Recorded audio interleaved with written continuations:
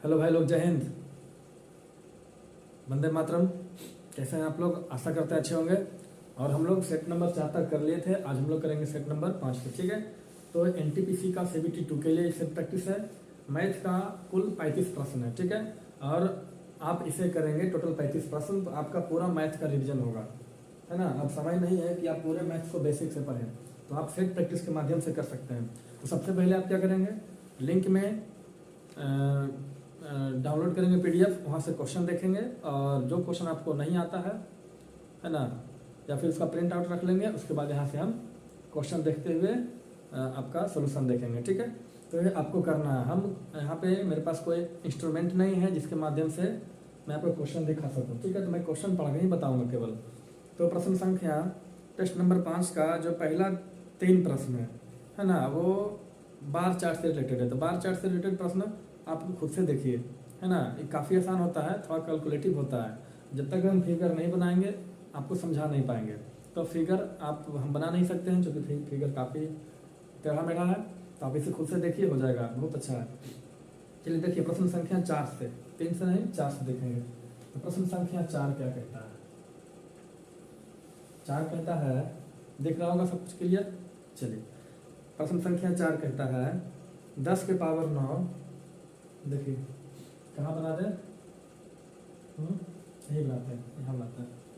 कहता है 10 के पावर 9 गुने 10 के पावर 2 भागा 10 के पावर 3। तो क्या आपसे नहीं बनेगा? बिल्कुल बन जाएगा। देखिए 10 के पावर 10 के पावर 10 के पावर 10 क्या लेंगे, कॉमन। ये गुना में है तो पावर 9 प्लस 2 क्या हो जाएगा, जुड़ जाएगा। ये भागा में है तो पावर इसका क्या होगा, 3 घट जाएगा। बस हो गया, आपका उत्तर यहीं पे आ गया, है ना। क्या होगा, 10 के पावर 9 2 11 में से 3 गया 8। यहाँ तक तो क्लियर है। चलिए अगला देखते हैं प्रश्न संख्या 5। तो प्रश्न संख्या 5 को हम ध्यान से देखेंगे, थोड़ा सा इसमें बना हुआ है। कहता है एक सप्ताह में एक दुकानदार द्वारा बेचे गए अंडों की तालिका, एक तालिका दे रखी है जिसमें एक दुकानदार द्वारा एक सप्ताह में बेचे गए अंडे की तालिका दी गई है। जैसे देखिए, इसमें कहा गया है कि रविवार को 12 दर्जन अंडा बिका, सोमवार को 8 दर्जन, मंगलवार को 11 दर्जन, बुधवार को 5 दर्जन, बृहस्पतिवार को 9 दर्जन, शुक्रवार को 10 दर्जन और शनिवार को भी 10 दर्जन अंडे बिके।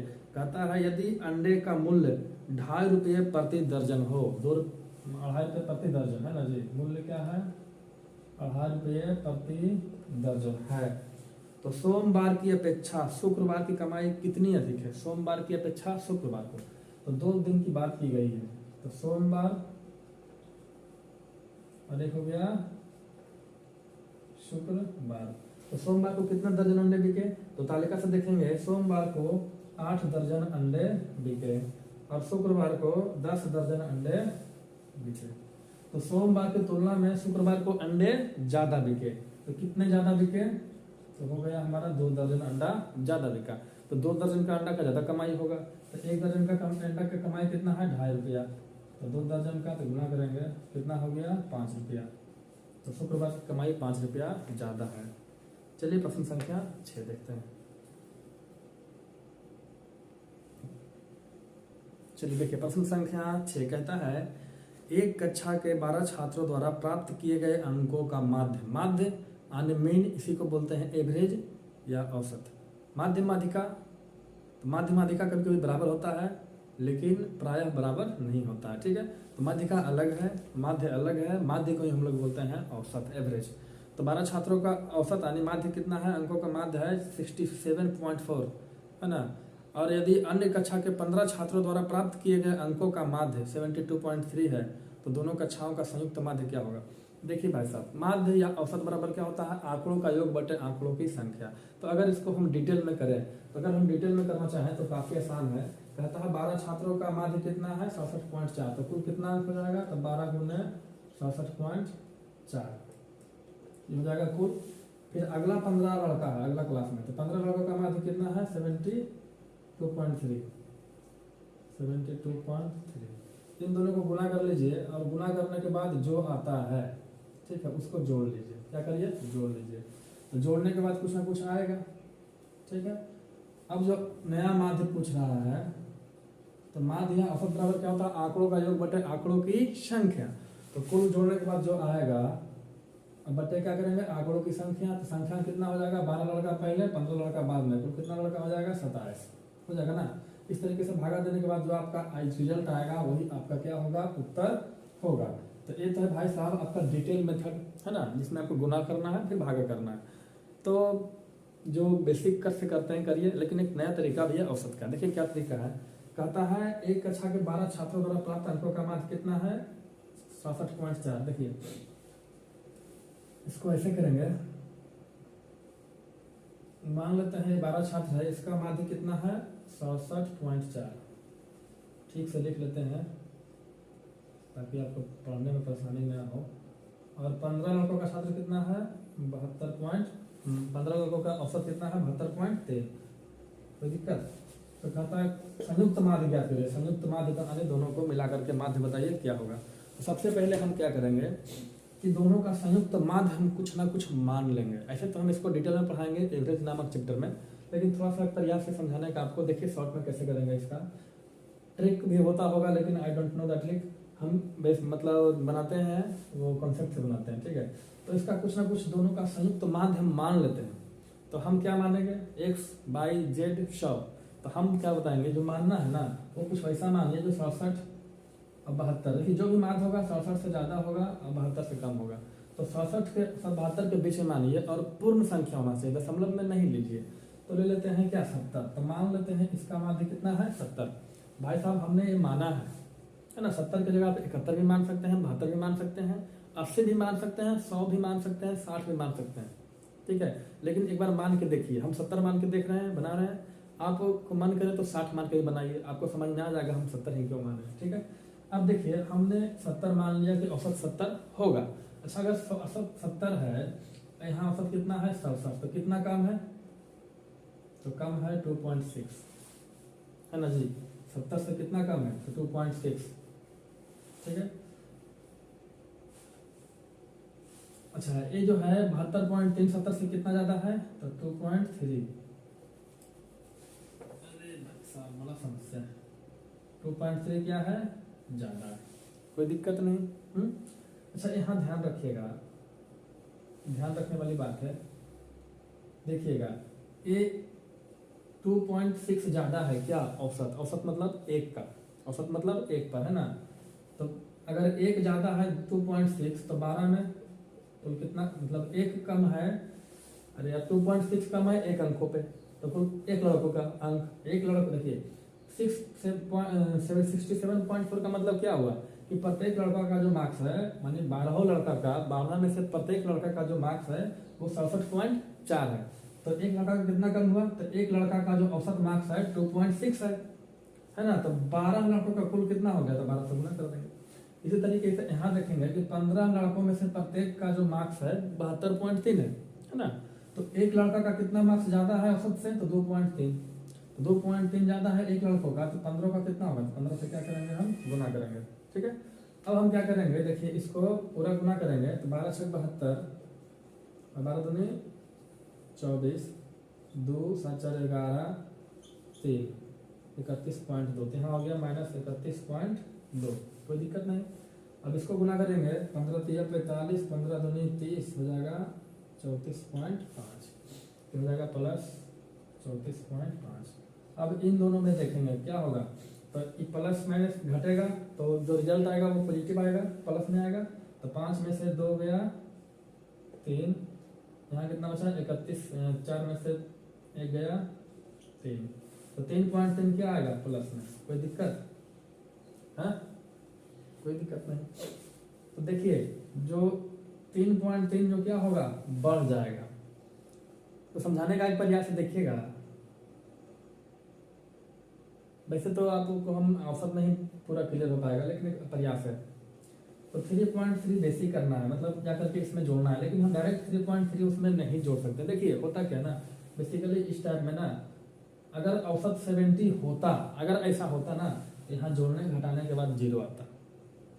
आप करके देखिएगा, अगर औसत 70 ही होता तो जोड़ने घटाने के बाद लास्ट में यहाँ क्या आता, 0 आता। लेकिन ऐसा नहीं है, कितना आ रहा है 3.3। अगर प्लस में आ रहा है तो यहाँ जोड़ेंगे, माइनस में आता तो औसत में घटाएंगे। लेकिन ध्यान रखना है 3.3 जो है अंकों का योग है ना।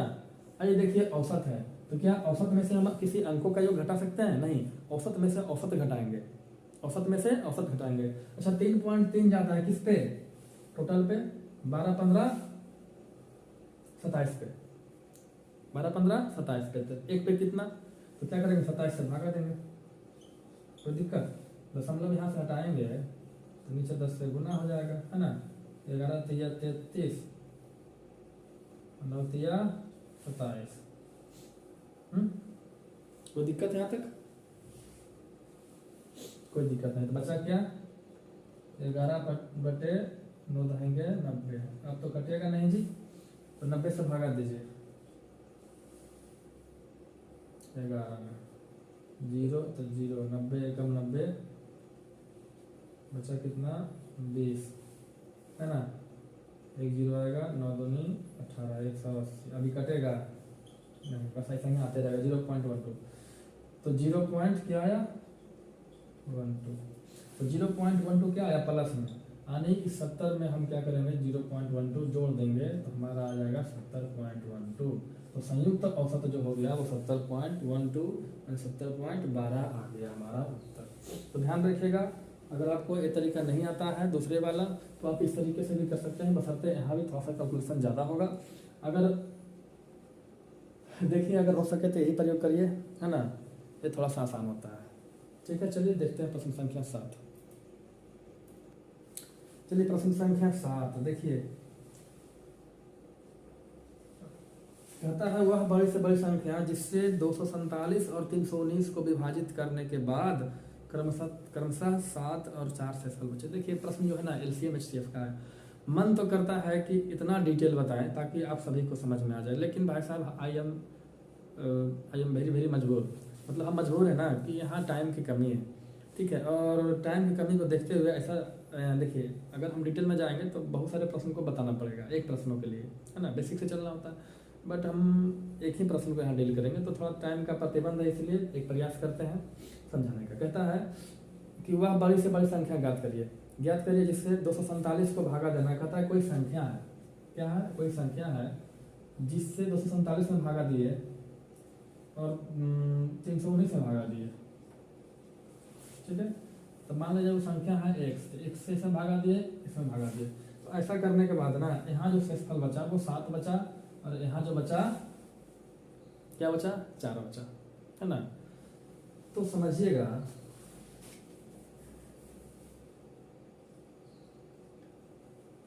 मान लेते हैं वह संख्या क्या है? x, और x से भागा दिए 247 में तो क्या बच गया? 7, और यही x से भागा दिए 319 में तो क्या बच गया? 4। तो सोचिए पहला संख्या में अगर मान लिया जाए 7 नहीं होता है या फिर 7 कम होता, 7 बच गया, इसका मतलब 7 ज्यादा तब ना बच गया जी। वही भागा जब हम देते हैं तो जो भी शेषफल बचता है वो क्यों बचता है? क्योंकि वो ज्यादा होता है, पूरा करने के बाद वो ज्यादा होता है, एक्स्ट्रा, वो शेषफल कहलाता है। तो ऐसा सोचिए कि अगर वो 7 कम होता तो क्या वो शेषफल बचता? नहीं बचता, यानी इसमें 7 कम कर देंगे तो हमारा शेषफल नहीं बचेगा, शेषफल यानी पूरा पूरी वो कट जाएगा।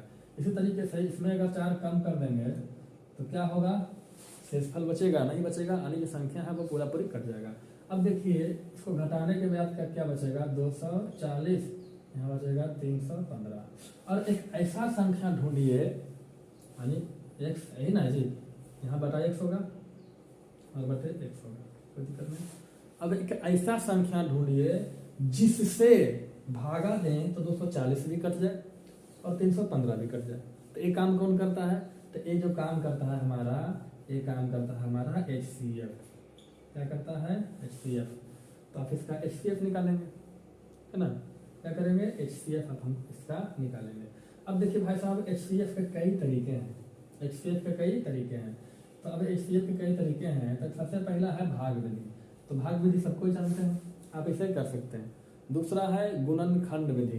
तो गुणनखंड विधि क्या है? देखिए 240 को हम तोड़ेंगे, 2 दूना 4, 2 दूना 4, दूना 8, इसको तोड़ेंगे इस तरीके से 2 बार में या फिर 8 बार में, 8 तिया 24, फिर 2 बार में काटेंगे तो 15 दूनी 30, फिर 3, फिर 5, यानी 2 के पावर 3 और 1 4, तो 2 दूनी 4 दूनी 8 दूनी 16, 16 पचे 80, 80 तिया 240, ठीक है। ये हो गया हमारा 240 का।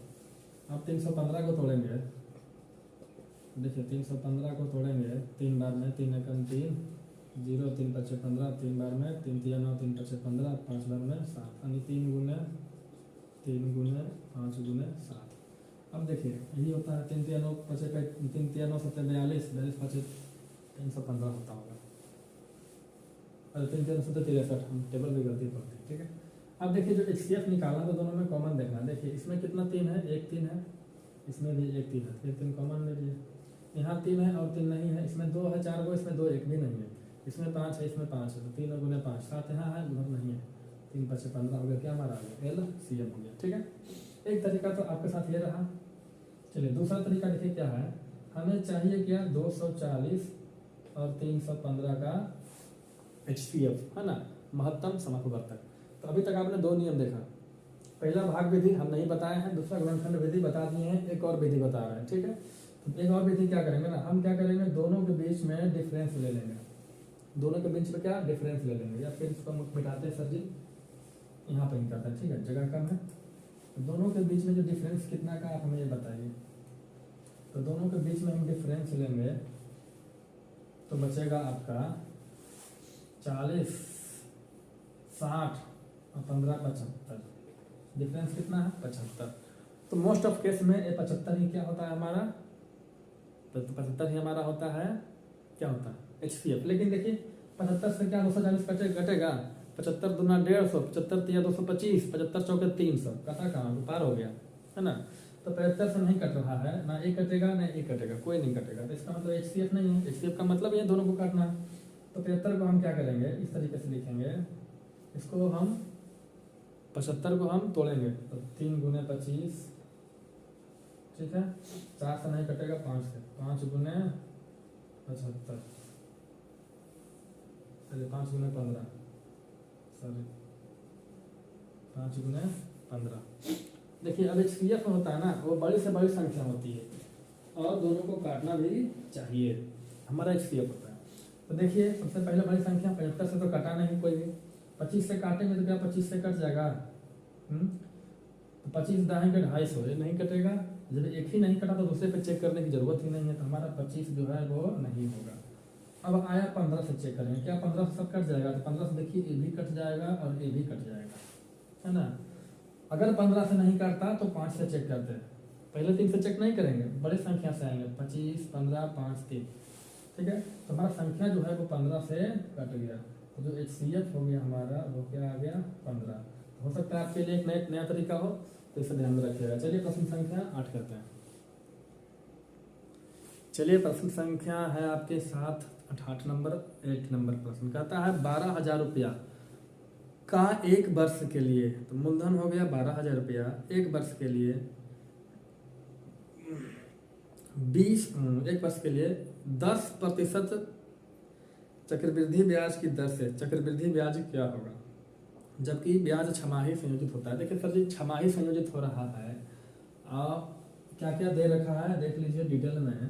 तो कहता है जो मूलधन है वो 12,000 है, सबसे पहली बात। फिर जो समय है वो 1 साल है, लेकिन छमाही है, तो मतलब हाफ ईयर है, तो हाफ ईयरली चलता है, तो 1 साल में कितने हाफ ईयरली होंगे 2 हाफ ईयरली। उसके बाद कहता है रेट जो है 10% है, भाई साहब रेट 10% पर ईयर है, रेट जो होता है 10% पर ईयर है, तो 6 माह में कितना होगा 5%। कोई दिक्कत, 5% का मतलब क्या होता है 1/20। तो कहता है ना कि आप हमें बताइए क्या, तो आप हमें बताइए चक्रवृद्धि ब्याज। तो देखिए 2 हाफ ईयर हो गया और 5% का मतलब 1/20 हो गया। देखिए 1/20 से क्या समझेंगे, 1/20 से समझेंगे कि अगर मूलधन 20 है तो 20 का 5% हमारा इंटरेस्ट हो जाएगा, तो कितना हो जाएगा 21। और ऐसा कई बार होगा 2 साल तक, मतलब 2 हाफ ईयर तक 2 टर्म में। तो अगले फिर देखिए पहला छमाही में 20 से 21 हो गया, अगला छमाही में 20 से क्या हो जाएगा 21। तो ये दोनों को गुणा करेंगे तो कितना हो जाएगा 400, यहाँ कितना हो जाएगा 441। इसका मतलब क्या समझे, इसका मतलब समझे कि 2 छमाही के बाद अगर मूलधन 400 है तो हो कितना जाएगा 441, यानी हो गया मतलब मिश्रधन। तो 441 रुपया मूलधन हो कितना गया ₹441। तो ब्याज कितना हमारा बना, ये जो ब्याज कहलाएगा वो क्या कहलाएगा, CI। तो देखिए ये हमारा दस आता किसको, इस दस आता हमारा मूलधन को। मूलधन 400 है तो ब्याज कितना हो जाएगा 41।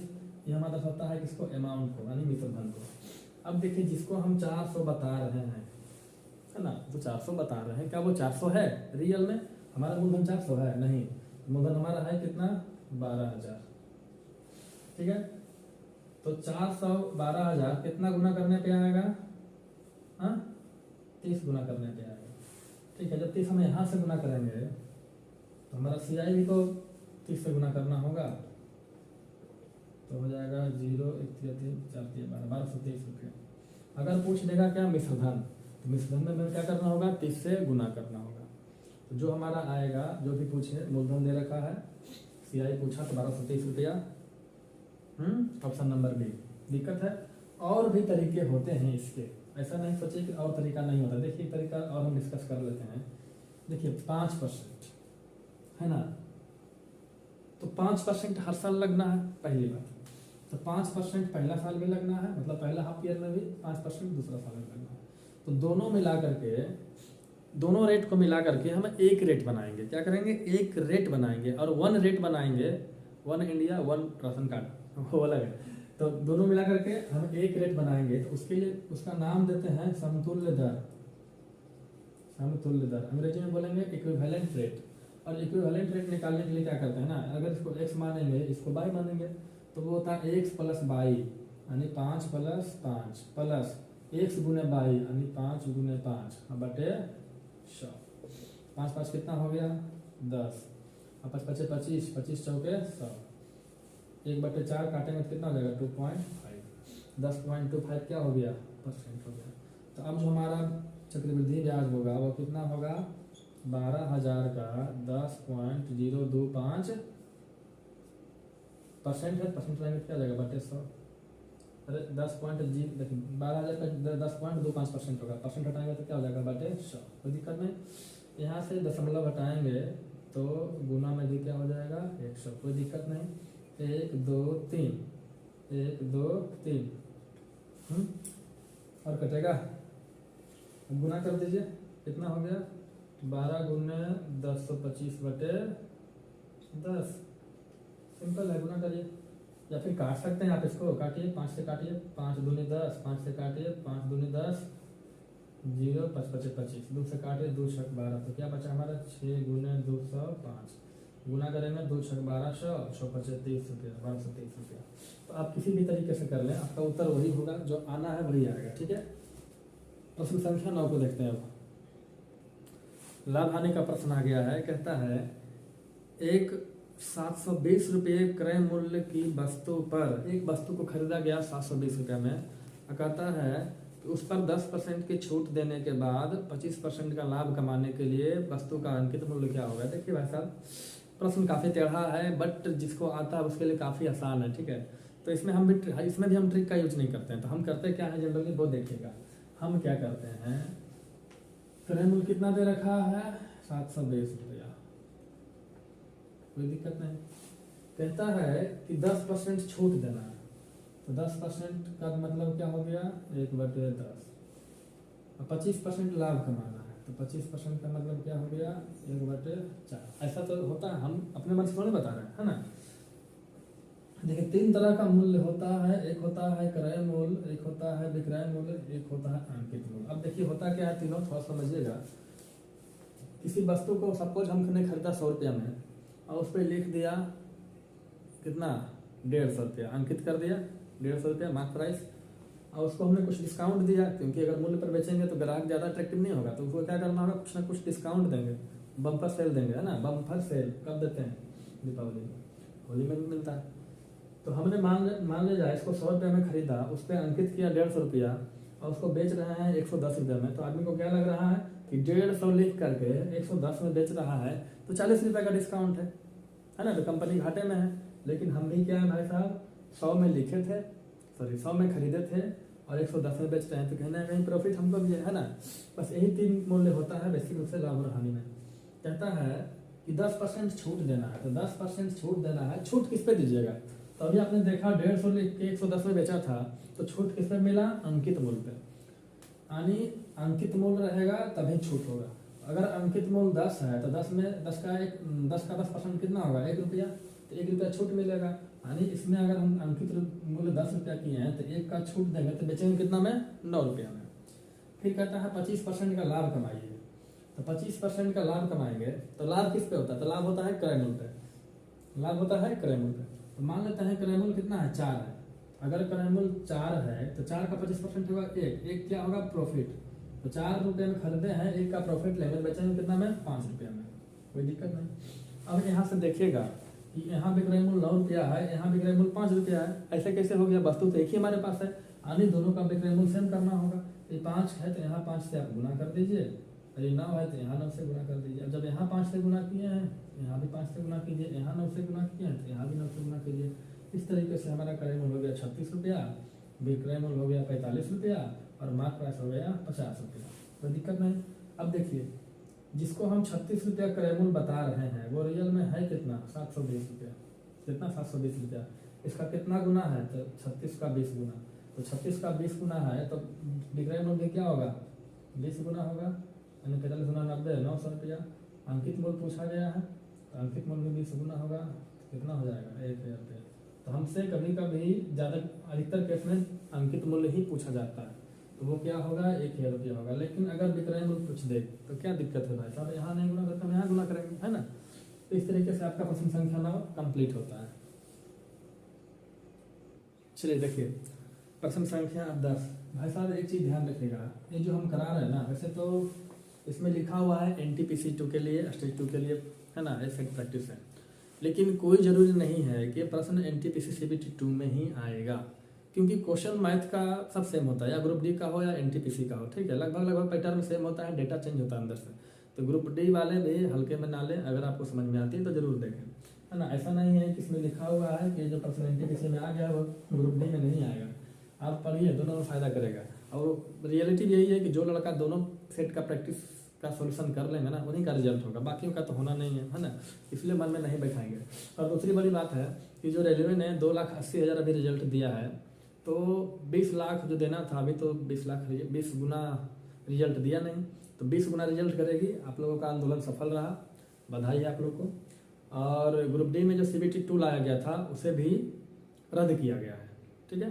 तो आप लोग देखिए, आप लोग का आंदोलन बहुत बेहतरीन था, आप लोगों ने जो किया बेहतर किया, लेकिन अब आपको आंदोलन करने की समय नहीं है, ठीक है, अब आपको पढ़ने की ज़रूरत है। तो आइए पढ़ते हैं, टाइम ज़्यादा वेस्ट नहीं करना है, ठीक है जी। कहता है कि एक दुकानदार 100 रुपया प्रति किलोग्राम कीमत वाले 26 किलो चावल, देखिए रेट है 100 रुपया प्रति किलो, कितना किलो है, 26 किलो।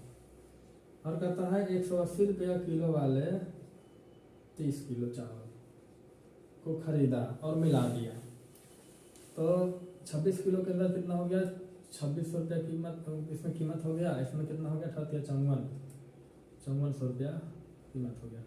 तो कुल मिला के कितना चावल हो गया हमारे पास, 26 और 30 कितना हो गया, 56 kg। 56 kg का क्रय मूल्य कितना हो गया, कुल जोड़ देंगे तो आ जाएगा हमारा 0 0 6 4 10 5 2 7 1 8 8,000 रुपया।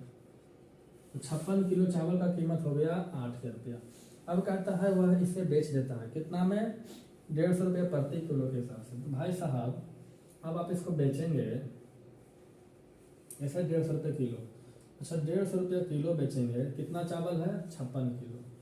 कुल विक्रय मूल्य कितना हो जाएगा, तो गुना कर लीजिए, हमारा आ जाएगा विक्रय मूल्य, गुना करिए, हाँ 15 छक्का 90, 15 पचे 75, 0 9 5 14 7 1 8 8400 रुपया होता है। कितना हो जाएगा, 8400 रुपया। अब देखिए 8,000 में खरीदे, 8400 में बेच दिए, तो कितना का फायदा हुआ, 400 का। अब कहता है कितना % का फायदा हुआ, तो 400 का फायदा किस पे, 8,000 पे, है ना।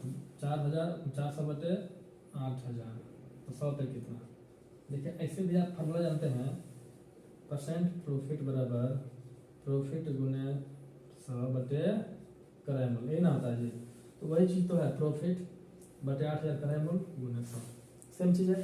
तो वो फार्मूला था, तो हम फार्मूला तो पढ़ाते नहीं है, तो करना क्या है, 400 का प्रॉफिट कितना पे है, इस पे नहीं होगा 8 यहाँ पे, तो बटे 8 रहोगे गुना 100।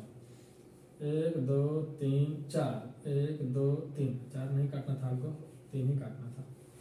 ठीक है, बचा कितना 40/8, कितना परसेंट का प्रॉफिट हुआ 5% का। किसी को आपत्ति है इसमें? चलिए अगला क्वेश्चन है आपका मिक्सचर एंड एलिगेशन का। देखिए आप इसे ध्यान से देखेंगे, कहता है 2 पात्र है, पात्र यानी बर्तन, प्रश्न संख्या 11। तो एक बर्तन है ए, एक बर्तन है बी। कहता है इसमें जो है स्पिरिट और पानी, स्पिरिट अनुपात पानी है, स्पिरिट अनुपात वाटर है। कहता है एक में 5:2 है, 5:2 है, दूसरा में 7:6 है। कहता है इन दोनों को किस मात्रा में मिलाया जाए कि जो स्पिरिट और जो वाटर की मात्रा है, जो अनुपात हो जाए वो हो जाए 3:2। तो इसे 2 तरीके से बना सकते हैं। क्या क्या? देखिए 2 चीजें हैं, एक स्पिरिट है एक वाटर है। तो आप चाहें तो स्पिरिट लेके बना सकते हैं या तो वाटर लेके बना सकते हैं। तो आप क्या चाहिएगा? तो हम आप जो बोलिए, कहीं कोई चेंजिंग ज़्यादा नहीं आएगा। तो हम यहाँ पर लेते हैं वाटर। सपोज हम वाटर लेके पहले बनाते हैं या फिर पहले स्पिरिट ले लें। हाँ चलिए, आप स्पिरिट से आप बनाइएगा, हम वाटर लेके बनाते हैं। ठीक है, तो वाटर कितना है पहला मिश्रण में? 2 मिश्रण में, तो 2 पानी है कितना में? देखिए तो कुल कितना हो गया? 5 स्पिरिट और 2 पानी, कुल कितना हो गया? 7। 7 में से 2 पानी है तो कुल 7 है, तो 7 में से 2 पानी। यहाँ पे पानी कितना है? 6, कितना में? तो 7 और 6 13 में, तो बटे क्या करेंगे? 13। बीच वाले की बात करेंगे, यहाँ पानी कितना है? 2, कितना में? 3 और 2 5 में। अब देखिए यहाँ से हम घटा नहीं सकते ना जोड़ सकते हैं। ठीक है, यहाँ पे इस संख्या है ना बटा में लिखा हुआ, काफी अटपटा है। तो हम क्या करेंगे, इसको पूर्णांक में लाएंगे। तो क्या करेंगे, 7 13 और 5 का एलसीएम लेंगे। तो 7 13 5 का एलसीएम क्या होगा? 7 × 13 × 5 होगा, और जो भी आगे उसको गुना कर देंगे। 7 × 13 × 5 एलसीएम लेंगे और उसको गुना कर देंगे। ठीक है, 7 × 13 × 5। तो हम गुना नहीं किए हैं, डायरेक्ट जैसे समझिएगा, छोटी छोटी बातें हैं। 7 13 5 का एलसीएम लेना है। तो एलसीएम तो निकलेगा नहीं, निकलेगा जी। तो क्या करेंगे, 7 × 13 × 5 करेंगे। तो आप गुना करिए, हम गुना नहीं करके इसी फॉर्म को ले चल रहे हैं। ठीक है, चलिए देखिए 7 से 7 कट गया, तो 5 दूनी 10 और गुने 13 कितना हो जाएगा? 13 10 130। यहाँ पे आ गया 130 काट छट के, 13 से 13 कट जाएगा, 6 बचे 30, 30 × 7 3 7 21 210 हो गया ना। 5 से 5 कट गया, तो क्या होगा? 13 दूनी 26, 26 7 कितना होगा जी? 26 का टेबल आता है, 26 7 28 होता है जी। हाँ चलिए, नहीं आता तो कोई बात नहीं। 13 7 91, 91 दूना कितना होगा? तो 1 दूना 2, 91 दूना 13 7 91 × 2, 2 9 3 18 182 होगा। सही है, देखिए तो 26 × 7 सही है। 6 7 82 है ना, टेबल आना चाहिए, मतलब पहाड़ा बिहार वाले का आता है, हमें भी आता है, बट हम भूल गए, कोई बात नहीं। देखिए अब इसको हम फ्रेश से लिखेंगे, फ्रेश से लिखेंगे, समझिए। अब थोड़ा सा ज़्यादा घचपच हो गया, एक हो गया 130, दूसरे जगह हो गया 210, और बीच वाला 10 कितना हो गया? 82। कोई बात नहीं। देखिए ये जो होता है ना मान, है ना, इन दोनों के बीच का मान होता है, एग्जैक्ट बीच नहीं बट बीच का मान होता है। अब देखिए 182 में 130 घटाएंगे तो कितना बचेगा? 52।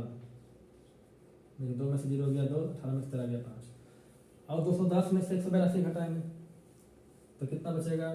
तो 82 घटाएंगे 210 में से, तो 10 में से 2 गया 8, यहाँ कितना बचा? 0 0, 10 में से 28।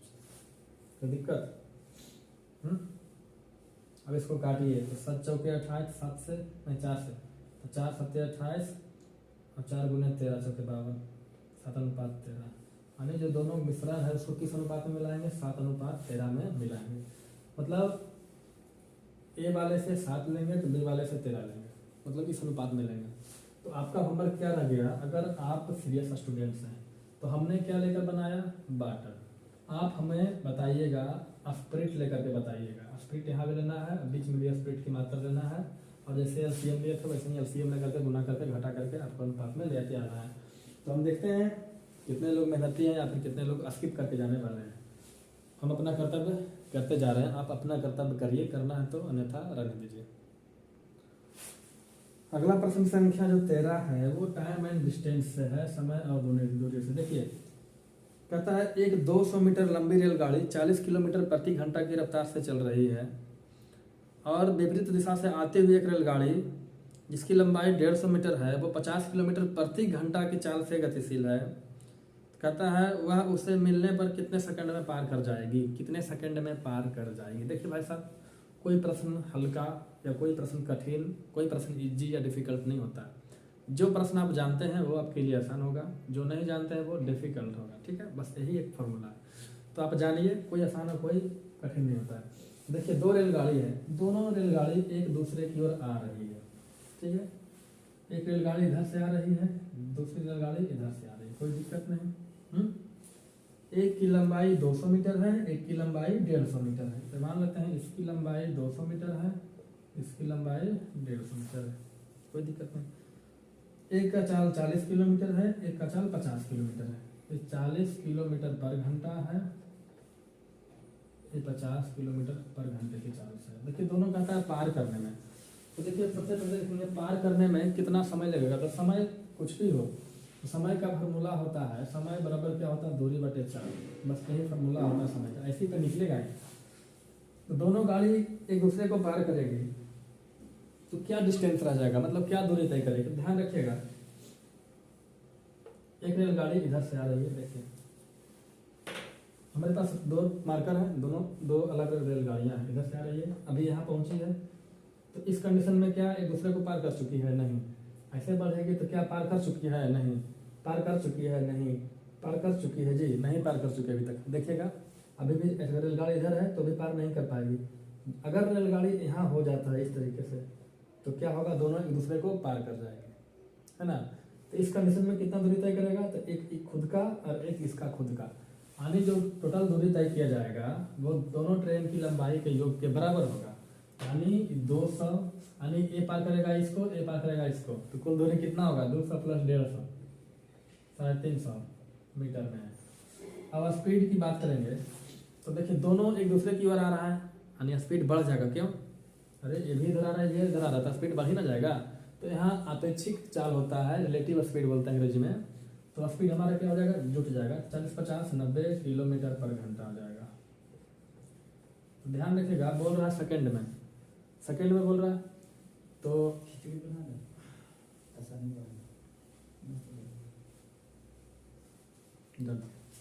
हाँ, तो क्या सोच रहे थे। अब देखिए हम फॉर्मूला लगाएंगे सीधा, समय बराबर दूरी बटे 4। तो दूरी कितना है, 350 मीटर, चाल कितना है 90। लेकिन ये बराबर नहीं हो रहा है, क्यों, क्योंकि ये मीटर में है, 1 किलोमीटर प्रति घंटा में है। तो इसको भी हमें क्या बदलना होगा, मीटर पर सेकंड में। और मीटर पर सेकंड में बनाने का तरीका क्या है सर जी, तो किलोमीटर से अगर हम बदलेंगे मीटर पर सेकंड में तो इसमें गुना करेंगे 5/18 से। याद रखना कितना से, 5/18 से। 18 × 5 = 90, 10 बजे कितना हो गया, 25 मीटर पर सेकंड। तो जो हम 90 नहीं लेकर के क्या लेंगे, 25 लेंगे, कोई दिक्कत। काटेंगे 25 सेकंड, 25, 25 × 100, 14 सेकंड में रेलगाड़ियाँ एक दूसरे को पार कर जाएगी। ठीक है, आई होप आपको क्लियर होगा अभी तक। आगे बढ़ जाएं, चलिए। प्रश्न संख्या 14 जो है ना वो एक औसत का है। इसके पहले भी हम एक औसत का प्रश्न किए हैं, वो था प्रश्न संख्या 6 और 14 एक ही कैटेगरी का प्रश्न है। ठीक है, देखिए बस तरीका चाहे तो आपको दो तरीका फिर बताएंगे हम यहाँ पे। कहता है दो विभाग है, विभाग ए यानी department A and department B के विद्यार्थियों का अंकों का औसत जो है 60 है और 70 है। ठीक है, कहता है विभाग ए में विद्यार्थियों की संख्या 47 है और बी में 53 है। देखिए कहता है विभाग ए में, है ना, ए में क्या है, 47 विद्यार्थी है, 47, औसत कितना है 60। तो कुल कितना हो जाएगा, 47 × 60 गुना कर लीजिएगा। अब विभाग बी में विद्यार्थियों की संख्या कितना है, 53, औसत कितना है 70 है, तो कुल कितना हो जाएगा, तो गुना करने के बाद हो जाएगा। अब कहता है दोनों का संयुक्त औसत बताइए, ए और बी का संयुक्त एवरेज। तो एवरेज मतलब होता ही है आंकड़ों का योग बटे आंकड़ों की संख्या, तो जोड़ने के बाद जो आएगा ऊपर रह जाएगा, और आंकड़ों की संख्या यानी विद्यार्थियों की संख्या पहले 47 था, अब फिर 53 है, तो गुना करने के बाद कितना हो जाएगा, जोड़ने के बाद कितना हो जाएगा 100। आप इतना कर लीजिए, आपके लिए बहुत ईजी है प्रश्न, ठीक है, कोई दिक्कत नहीं है। ये हो गया बेसिक। एक थोड़ा सा दिमाग लगाने वाली बात है। देखिए कहता है विभाग ए और विभाग बी, फिर वही काम करेंगे हम। विभाग ए और बी, ए में कितना छात्र है 53 छात्र, कहाँ गया जी, ए में 47 छात्र है और बी में 53 छात्र है। ए का औसत कितना है 60, बी का क्या है 70। कोई दिक्कत है यहाँ पे? तो हम औसत क्या करते हैं ना, कुछ मान लेते हैं, 60-70 है तो आप 60 भी मान सकते हैं 70 भी मान सकते हैं, कोई दिक्कत नहीं। क्या मान लें हम 60 ही मान लेते हैं, खत्म करिए कहानी। तो मान लेते हैं औसत कितना है 60, औसत क्या है 60। तो ये देखिए औसत से कितना ज़्यादा है, तो ज़्यादा है ही नहीं, 0 ज़्यादा है। 0 ज़्यादा, 1 पे 47 पे कितना 47 से गुना करेंगे। 1 कितना ज़्यादा है सर, ये कम था ना, नहीं कम ज़्यादा है ही नहीं, बराबर में। ये ज़्यादा है कितना 10 ज़्यादा है, कितना पे 53 पे, तो कुल कितना ज़्यादा हो जाएगा, ये तो हमारा 0 हो जाएगा, ये हो जाएगा हमारा 530 है ना। तो क्या है यहाँ भी प्लस यहाँ भी प्लस है, तो कुल जुड़ जाएगा तो कितना हो जाएगा 530। तो 530 हमें क्या करना होगा, जोड़ना होगा। तो 530 जोड़ना होगा, तो 530 हम इसमें डायरेक्ट नहीं जोड़ेंगे, तो 530 जो है ना कुल योग आया, तो एक पर कितना, देखिए औसत में औसत जोड़ेंगे, प्रश्न संख्या 6 में बोले औसत में औसत जोड़ेंगे। तो 530 औसत नहीं है, वो अंकों का योग है, कितना का 47 का और 53 का, दोनों का योग है। तो औसत निकालेंगे तो आंकड़ों का योग 530, आंकड़ों की संख्या 47 प्लस 53 कितना हो जाएगा 100, भागा देंगे कितना हो जाएगा प्लस 5.30। ये 5.30 क्या आ गया एवरेज, ये हमको यहाँ जोड़ना है, प्लस 5.30 तो क्या होगा 65.30। यही नया एवरेज हमारा बन करके आएगा। आप ही तरीका नंबर 1 भी आपके लिए बेस्ट रहेगा, शायद ठीक रहेगा, बट हमको तरीका नंबर 2 ही अच्छा लगता है, क्योंकि हमको इसमें ज़्यादा कैलकुलेशन लगता है। ठीक है, चलिए देखते हैं अगला। देखिए भाई साहब कहता है ना, अब जो प्रश्न है वो है हाइट एंड डिस्टेंस ट्रिग्नोमेट्री से, ज्यामितीय है ना, हाइट एंड डिस्टेंस उसी में होता है। तो उसी से प्रश्न है, कहता है एक सीढ़ी एक दीवार के शीर्ष तक पहुंचती है। ये दीवार है और एक सीढ़ी है, लिखिए सीढ़ी इस तरीके से लगता है, ठीक है। सीढ़ी का आधार दीवार के आधार से 8 मीटर दूर है, सीढ़ी का आधार दीवार के आधार से कितना है 8 मीटर दूर है।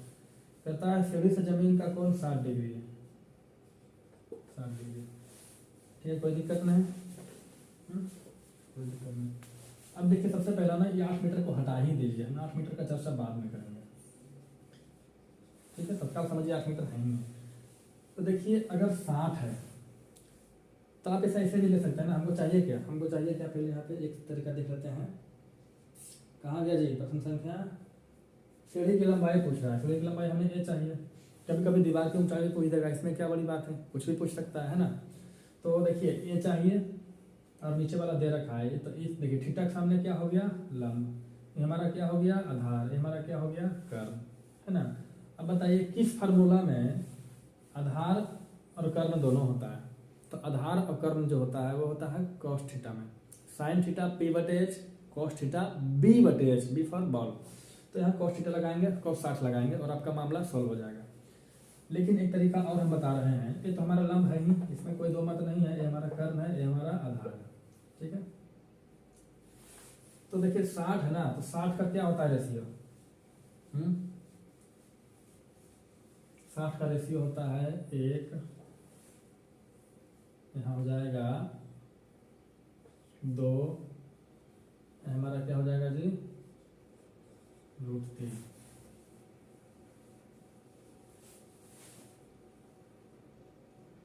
गलती है क्या जी,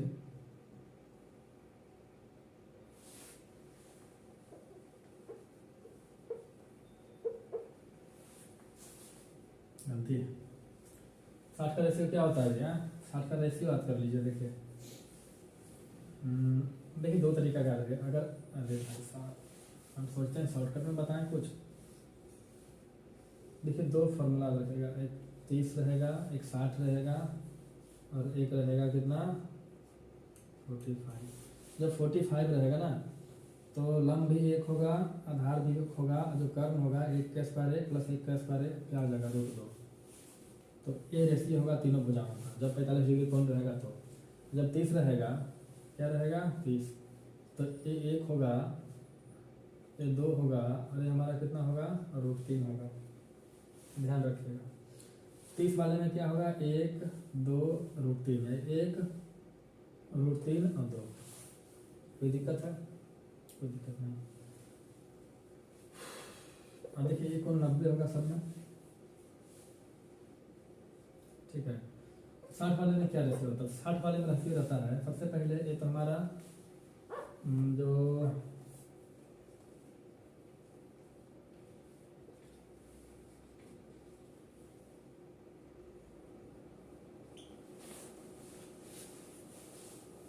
देखिए ये 60 है 90 है, तो हमारा क्या होगा 30। 30 के सामने 1, 30 के सामने 1, फिर नीचे √2, तो यहाँ √2 और ये 2 कर्ण। तो या फिर ऐसे आप इसको याद ही कर लीजिए, ज़्यादा बेहतरीन रहेगा। क्या याद करना है देखिए, रेशियो याद करना है, भुजाओं का रेशियो। अगर 45 डिग्री हो तो लंब 1 आधार 1 कर्ण √2। अगर 30 डिग्री हो तो 1 √3 कर्ण 2। 60 डिग्री हो तो ये क्या हो जाएगा हमारा √3 1, यहाँ हो जाएगा 2। कोई दिक्कत नहीं। तो कहता है सीढ़ी की ऊंचाई बताइए। तो देखिए जिसको हम 1 बता रहे हैं वो है कितना 8 मीटर। तो 1 यूनिट हो गया आपका 8 मीटर, तो 2 यूनिट कितना होगा, 2 यूनिट कितना होगा 8 दूनी 16 मीटर। तो हमें यही तो चाहिए। सीढ़ी की ऊंचाई कितना हो गया 8 दूनी 16 मीटर। कहेगा कि दीवार की ऊंचाई बताइए। तो 1 यूनिट कितना हो गया 8, तो √3 यूनिट कितना होगा, तो √3 गुना 8 तो क्या हो जाएगा 8√3 मीटर। एक आप यहाँ से ना एक आप रेशियो इसको याद कर लेंगे, एक रेशियो याद कर लेंगे। क्या करेंगे, एक रेशियो याद कर लेंगे। रेशियो क्या होना चाहिए, देखिए रेशियो आप इसको जरूर याद कर लेंगे। रेशियो याद कर लीजिएगा ना, आपको साइन थीटा कॉस थीटा का मान याद नहीं रखना पड़ेगा, है ना। क्या याद करना है, 45 डिग्री हो तो लंब 1 आधार 1 कर्ण 2। 30 है तो लंब 1 हो गया √3 हो जाएगा 2। 60 है तो √3 आधार 1 कर्ण 2। देखिए इन दोनों कंडीशन में 30 60 वाले में कर्ण 2 ही होता है। कर्ण क्या होता है 2 होता है, और 30 से 60 होता है तो ये दोनों परस्पर आपस में चिन्ह जाता है। आप इसे थोड़ा सा ध्यान देकर करिए, हो जाएगा, बहुत बड़ी चीज़ नहीं है। चलिए आगे देखते हैं। चलिए भाई साहब आज सोचे कुछ अच्छा पढ़ाएंगे, तो टाइम ज़्यादा जा रहा है और 47 मिनट्स हो चुके हैं और प्रश्न संख्या 16 कर रहे हैं। जल्दी जल्दी करते हैं, इसीलिए हम जल्दी जल्दी करते हैं, तो लोगों को लगता है कि जल्दी जल्दी क्यों करते हैं। देखिए कहता है नदी पर बने एक पुल के एक बिंदु से नदी के दोनों विपरीत किनारों पर अवनमन कोण 60 डिग्री 45 डिग्री। देखिए एक दोनों किनारों है, एक किनारा इधर है मान लेते हैं नदी का, एक किनारा इधर है, ठीक है। अब ये पुल है तो पुल से दोनों किनारों को देखा गया तो पुल ऊंचा रहेगा, तो मान लेते हैं इधर देखा गया और इधर देखा गया, और इसको मिला देते हैं, है ना, ये लंबवत हो गया। जब एक तरफ देखता है तो 60 का कोण बनता है, दूसरी तरफ 45 का। इधर 60 का कोण बना, इधर कितना बना 45 का कोण बना, ठीक है। कहता है यदि पुल नदी तट से 3 मीटर ऊंचाई पर हो, ये ऊंचाई कितना है 3 है, तो जो हाइट है वो कितना है 3 मीटर है, तो दोनों नदी की चौड़ाई कितनी है। देखिए नदी की चौड़ाई मतलब एक इधर बांध था एक इधर था, तो नदी की चौड़ाई हमारे यही है, यही निकालना है। तो ध्यान रखिएगा, सबसे पहले बात ध्यान रखिएगा, ध्यान क्या रखना है, इधर भी 90 इधर भी 90, कोई दिक्कत नहीं। इसको ढक देंगे तो ये 45 है, 45 का रेशियो बताए थे, क्या बताए थे कि अगर ए 1 होगा तो ए भी 1 होगा, तो हमारा कितना हो जाएगा √2। कोई दिक्कत है जी, कोई दिक्कत नहीं है। या फिर दोनों को अलग अलग करके भी देख सकते हैं यार, हमें लगता है ना, पता नहीं आपको समझ में आता है कि नहीं आता है, इसीलिए थोड़ा सा हम सोचते हैं विस्तार किया जाए। कोई बात नहीं है, ये हो गया 60, ये हो गया 45। देखिए थोड़ा सा अलग अलग कर दिए, अगर ये 1 होगा ये भी हमारा 1 होगा, ये हमारा क्या हो जाएगा √2, कोई दिक्कत नहीं। 60 वाले में क्या बताए थे, तो अगर ये √3 होगा, ये 1 होगा, ये क्या हो जाएगा 2, यही ना बताए थे जी, अभी बताए थे तुरंत। या फिर आप डायरेक्ट लगा सकते हैं tan थीटा cos थीटा जो भी आता है उस tan थीटा से बनेगा। कोई दिक्कत है जी? देखिए हाइट कितना है 3 मीटर, जिसको हमें 1 बता रहे हैं वो है कितना, तो वो है कितना 3 मीटर। तो जब ये 3 मीटर है तो ये भी हमारा कितना होगा 3 मीटर। जब ये 3 मीटर दे रखा है तो ये भी हमारा कितना होगा 3 मीटर। यहाँ इसकी बात करेंगे ही नहीं, यानी ये हमारा हो गया यहाँ से लेकर यहाँ तक 3 मीटर, कोई दिक्कत नहीं है ना। अब हमें चाहिए क्या, ए चाहिए। तो हम देख रहे हैं जिसको √3 बता रहे हैं वो है कितना 3 के बराबर, तो 1 बराबर कितना होगा 3/√3। जिसको 1 बोल रहे हैं कितना है 3/√3 है, यानी यहाँ से जो यहाँ की लंबाई है वो 3/√3 है। अभी टोटल मिला देंगे तो क्या हो जाएगा, नदी की चौड़ाई तो 3/√3 प्लस 3। क्या दिक्कत है, एलसीएम लेंगे क्या हो जाएगा √3 तो 3 जोड़ 3√3। अब क्या करेंगे 3 लेंगे कॉमन तो 1 प्लस √3/√3। हाँ दिक्कत है जी? देखिए ऑप्शन में है इस टाइप से, ऑप्शन में इस टाइप से नहीं है। या फिर आप ऐसे भी देख सकते हैं जी, बहुत ज़्यादा इसमें मैकेनिज्म नहीं है। इसको काटेंगे तो कट जाएगा √3 से, तो क्या बचा √3 जोड़ 3, बस यही उत्तर होगा आपका। तो आप कोनों का भुजाओं का अनुपात से भी बना सकते हैं या फिर tan थीटा cos थीटा लगा के भी बना सकते हैं। आपको जैसे सहूलियत हो वैसे बनाइए, I have no problem. Okay चलिए प्रश्न संख्या 17 देखते हैं। कहता है जो x माइनस बाई है एक समीकरण है जिसका गुणनखंड है, तो a का मान ज्ञात करें। देखिए x माइनस जो अगर कोई चीज़ किसी का गुणनखंड है तो भागा देने के बाद शेषफल क्या बचेगा, नहीं शेषफल क्या होगा 0। तो कहता है x माइनस 1 जो है वो क्या है गुणनखंड है, तो x माइनस 1 मतलब बराबर क्या होगा 0, x बराबर क्या होगा 1। और जो समीकरण दे रखा है वो है 3x² minus 2ax² minus 3x plus 6 है ना। तो जब हम इसका मान रखेंगे x का मान इसमें, तो इसको मान कितना आएगा, इसका मान आएगा 0। x का मान 1 रखेंगे तो 3 गुने 1 3, x का मान 1 तो 1 का कोई वैल्यू नहीं है तो 2 गुने a, तो a तो रहेगा हमारा, यहाँ हो गया -3 प्लस 6 बराबर 0। अब क्या होगा -3 प्लस 3 कट गया, इधर बचा 6, 2 को इधर नीचे तो प्लस 2a हो जाएगा, a बराबर क्या हो जाएगा 6/2 बराबर 3। कहाँ दिक्कत है, अब करिए बहुत आसान है। चलिए देखिए आयु से रिलेटेड एज से रिलेटेड प्रश्न है, एज से रिलेटेड प्रश्न है। कहता है श्याम की आयु माता की आयु का, तो श्याम है माता है, या फिर देखिए श्याम की आयु माता के आयु पर डिपेंड करता है, तो माता हो गया श्याम हो गया। तो कहता है श्याम की आयु माता की आयु से 1/3 है। 1/3 मतलब क्या हो गया, अगर माता का 3 है तो श्याम का 1 है, तो माता का अगर 3x है मान लेते हैं, तब श्याम का कितना होगा, तो 3x का 1/3 कितना हो जाएगा x, ठीक है। माता का 3 तब श्याम का 1, मतलब 1 हुआ, यानी अनुपात में लेंगे 3x तो 1, कोई दिक्कत नहीं। कहता है वह अपनी बहन से 2 वर्ष बड़ा है। ये जो उसका बहन है ना, इसका बहन से 2 वर्ष बड़ा है, तो बहन क्या होगी 2 वर्ष छोटा होगी, तो बहन का एज कितना है x माइनस 2 साल है ना। कहता है यदि बहन की आयु 8 वर्ष है, जिसको हम x माइनस 2 बता रहे हैं वो रियल में कितना 8 साल, x बराबर कितना होगा 8 माइनस 2 इधर हो जाएगा +2, यानी ये हमारी 8 साल की हो गई, ये x बराबर ये 10 साल का हो गया। तो माता को मतलब कितना है x बराबर 10, तो 3x बराबर 10 दिया 30 साल। किसका पूछ रहा है जी, हाँ माता की उम्र, तो 30 साल। क्लियर है। चलिए प्रश्न संख्या 19 लाभ और हानि का प्रश्न है। कहता है एक दुकानदार 2 टीवी सेटों को एक ही मूल्य पर बेचता है। एक टीवी पर 20% का लाभ होता है, दूसरे पर 20% का हानि होता है। तो बताइए निम्न में से कौन सा कथन सत्य है। पहला है दुकानदार को ना तो लाभ होता है ना तो हानि होता है, दुकानदार को 2% की हानि होता है, दुकानदार को 4% का लाभ होता है, या फिर दुकानदार को 4% की हानि होता है।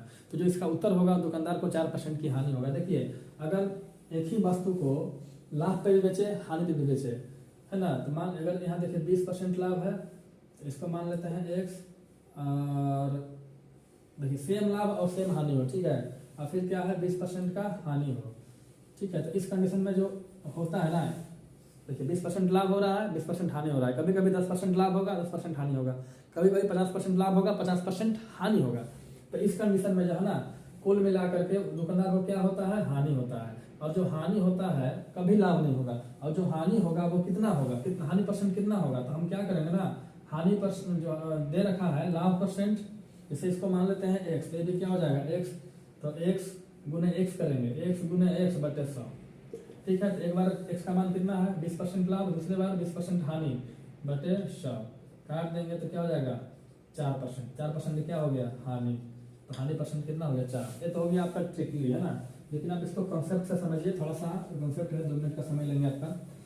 कहता है कि 2 टीवी सेट को बेचता है, ठीक है, एक को बेचता है 20% के लाभ पे, तो 20% का लाभ का मतलब क्या हो गया 1/5, 20% का हानि का मतलब क्या हो गया 1/5। देखिए 20% का मतलब होता है 1/5।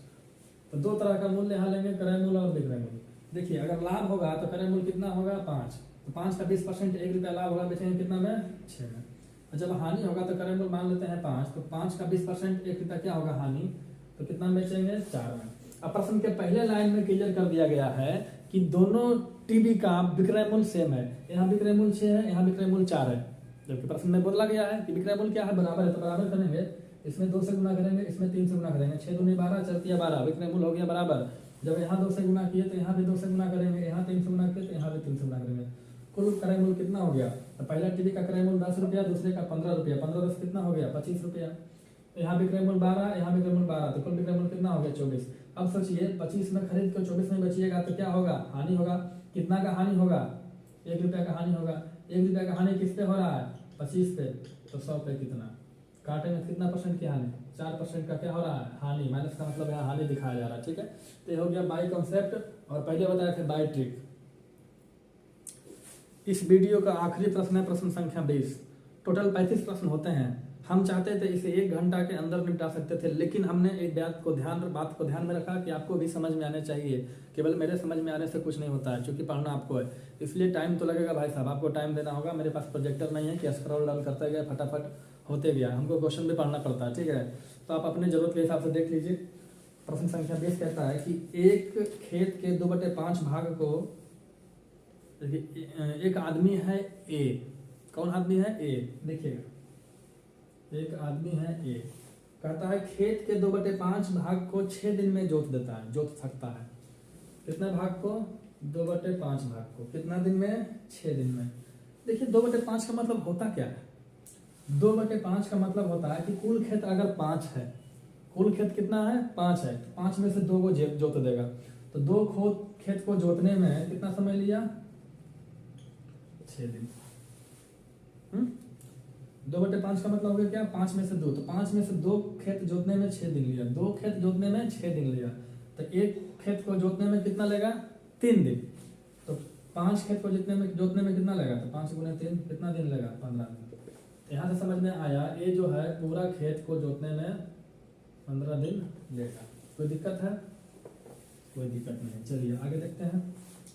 कहता है बी उसी खेत के 1/3 भाग को, 1/3 भाग को कितना दिन में जोतता है 10 दिन में जोत सकता है। देखिए कुल खेत है 3, तो 3 में से 1 को कितना दिन में जोतेगा 10 दिन में, तो 1 खेत को जोता 30 दिन में 10 दिन में, तो 3 खेत को 10 से गुना करेंगे कितना दिन में 30 दिन में। यहाँ से समझ में आया कि बी जो है इसको जोतेगा 30 दिन में। ठीक है, पूरा खेत को। चलिए कहता है ए और बी दोनों मिलकर उस खेत के 4/5 भाग को कितने दिनों में जोत सकेंगे। तो देखिए क्या करेंगे ना, ए है बी है, तो ए जो है पूरा खेत को कितना दिन में काम कर लेता है 15 दिन लेता है, और बी जो है 30 दिन लेता है। तो मान लेते हैं कुल खेत कितना है, तो 15-30 का एलसीएम लेंगे 30, तो ए का क्षमता 2, बी का क्षमता 1। टाइम एंड वर्क में सब सीखे होंगे, है ना।